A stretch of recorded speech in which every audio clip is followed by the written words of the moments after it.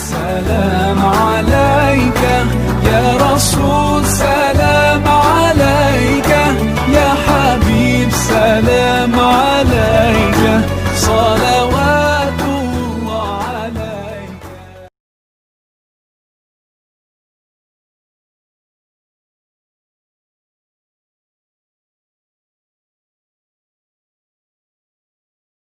अस्सलाम वालेकुम नाजरीन, आज फिर मैं आपके सामने आया हूँ। मैं एक बात आपको बता दूँ कि लास्ट एपिसोड में मैंने आपको अल्लाह इन्ना औलिया के बारे में बताया था। अल्लाह के दोस्त है, वो 11वां पारा है और 11वीं रुकू में है। अल्लाह दोस्त कहता है, ठीक है। प्लस मैंने इसमें यह भी कहा था कि 40 फीट नहीं 4 फीट दूर मजार से लेके दुआ करना पड़ती है। ये तो हो गई बात। आज मैं मेरे सामने कुछ ऐसी बातें आई इस बार, तो उसके लिए मैं आपके सामने बैठा कि सबसे पहली बात तो ये कि इस बात अपन ने रमज़ान में लोगों ने हीला भी किया और उस पैसे से अनाज बांट दिया। मैंने भी पूछा, मैंने भी देखा कि ऐसा हो रहा है, तो हीला मतलब वो हलाल हो गया। फिर बात आई सामने कि अब मान लीजिए कि गैर कौम वाले भी आ गए बीच में। अब भीड़ बहुत हो गई, गैर कौम के भी लोग थे। अब क्या हीला कर दी तो हम क्या सबको दे सकते हैं हीला का? तो एक फर्ज है, ज़कात एक फर्ज है, तो किसको देना चाहिए? तो अब हर लोग आ रहे हैं, तो हम पूछ के तो दे नहीं पाते कि कौन है, क्या है, उसका क्या है, वो कौन सी कौम का, वो कौन सा है, ये तो नहीं, क्योंकि सारी मखलूक अल्लाह की, बांटना है, वो बांट रहे थे। तो फिर मैंने ये आपको बताया कि ऐसा हुआ है, तो अपने को एक तकवे वाले आलिम से पूछना पड़ेगा कि ये जो ज़कात है ये सही तरीके से मुस्तहिक तक पहुँची या नहीं पहुँची, या हमने हीला किया है, वो कौम के हिसाब से भी गया है, मालूम नहीं किसने लिया किसने नहीं लिया, तो एक फ़र्ज अदा हुआ या नहीं। दूसरा, मैंने एक चीज़ देखी, ऐसे ऐसे वीडियो आ रहे थे, ऐसे ट्रक का हाथ लगा के दे रहे, तो कोई किट पे हाथ लगा के दे रहा है, तो कोई काय पे हाथ लगा के दे रहा है। ऐसा लग रहा है जैसे कि दुनिया के शहंशाह हम ही लोग हैं। अमीर अल्लाह ने बनाया तो गरीब भी अल्लाह ने बनाया है, और एक अमीर को 2 मिनट में गरीब और गरीब को 2 मिनट में अमीर बना सकता है, ये उसके बस की बात है। लेकिन शोबाजी, हमने ये करा, हमने वो करा, फोटो आ रहे। मुझे लगता है थोड़े दिन बाद मस्जिदों से भी एक फर्ज के फोटो आने लग गए, तो थोड़े दिन मस्जिद में भी नमाज के लिए लोग जाएंगे अब, और वहां से फोटो भेजेंगे, मैंने आज ये असर की नमाज अदा की, मैंने आज फजर की नमाज अदा की इस मस्जिद में। ये फोटो भी आना शुरू हो जाएंगे। ज्यादा दूर नहीं है वो समय भी। मुझे ऐसा लग रहा है, जो आज का माहौल देख के, नबी से साइड होके जो काम चल रहा है, मुझे लग रहा है ये भी आगे टाइम में होगा। क्योंकि मैं भी जानता नहीं हूं, लेकिन जो प्रश्न सामने आए तो मैंने भी पूछा, आप भी पूछ लीजिए, क्योंकि अपने उलमा जो तकवे वाले बैठे उनसे ही हम सलाह ले सकते हैं कि हर कौम के लोग ले गए तो उसमें क्या। दूसरी चीज क्या है कि मैं आपको बता दूं, आज की तारीख में दूसरा मेरा पॉइंट है गीबत। गीबत में अल्लाह ताला कुरान मजीद में फरमाता है कि मुर्दा गोश्त के खाने के बराबर। आप बताइए, अल्लाह ताला कुरान में कहता है गीबत करने वाले के लिए। ये जो भी मैंने आपको गीबत के बारे में बताया, वो मकासी फतुल कुलूब किताब है इमाम गजाली रहमतुल्लाह अलैह, उसमें ये सारी हदीसें हैं। और गीबत करने वालों के लिए आप सल्लल्लाहु अलैहि वसल्लम फरमाते हैं कि गीबत करने वाले का वो हस्र है कि जीना जानी गुनाह है, अल्लाह माफ कर सकता है, अल्लाह के हाथ में। लेकिन गीबत जब तक जिसकी की है वो माफ नहीं करेगा, तब तक अल्लाह माफ नहीं करेगा। बहुत बड़ी बात है।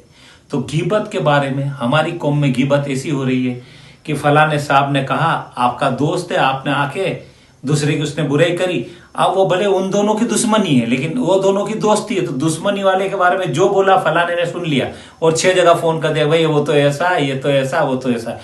कायदा कहता है कि पहले 2 ही जगह बैठो और पूछो कि कौन गलत है कौन सही है, और ये बोल रहा हो गलत बोल रहा है कि नहीं। या तो गीबत ऐसी शुरू होती है कि अपना दोस्त है, इसने बोला, बात खत्म, अब इसकी और उसकी दुश्मनी, इसने जो भी बोल दिया, तो एक दूसरे की जो कहानी गीबत पे चलती है, बाप रे बाप, तोबा तोबा तोबा, उसका इम्तिहान ही नहीं है। तो गीबत करना। अब गीबत के लिए मैं आपको एक बात और बता दूं कि पुराने समय में, उस समय में एक पत्थर मशीन में चलता था, तो उसमें से अनाज से पत्थर अलग निकल जाया करता था। उसको मीनजनिक कहते थे। मीनजनिक, पत्थर छाटने वाली मशीन। तो हदीस है कि गीबत करने वालों के जो सवाब है, जो उसकी आमाल नामाल में अच्छी बातें हैं, वो सब पत्थर की मशीन जैसे गिनी, जो मिनिज नेक के अंदर जिस तरीके से मशीन से पत्थर निकलता है, उसकी अच्छाइयाँ और उसके अच्छे काम निकलते चले जाएंगे और गिबत का पलड़ा भारी होता जाएगा। पर हमारे यहाँ गिबत बेपनाह है, हसद बेपनाह है, हमारी तरक्की नहीं देख सकते, हमारी ही टांग खींचेंगे और इत्तेफाक नहीं। तो वो तो नबी ने फरमा दिया है, लेकिन जो हमारे बस में है वो तो हम कर सकते हैं। हम गिबत से बचे, हम ज़कात और खैरात के काम करने से पहले बहुत सोच समझ के करें, क्योंकि अब मान लो हर कौम के लोग ले गए तो एक फ़र्ज था, उसका क्या होगा। तो आपको ये पूछना है। मैं भी कुछ जानता नहीं हूँ, मैं भी सब पूछता हूँ। मेरा एक ही फार्मूला है, ना 24 ना 26 ना सिया ना सुन्नी, हम नबी वाले हैं।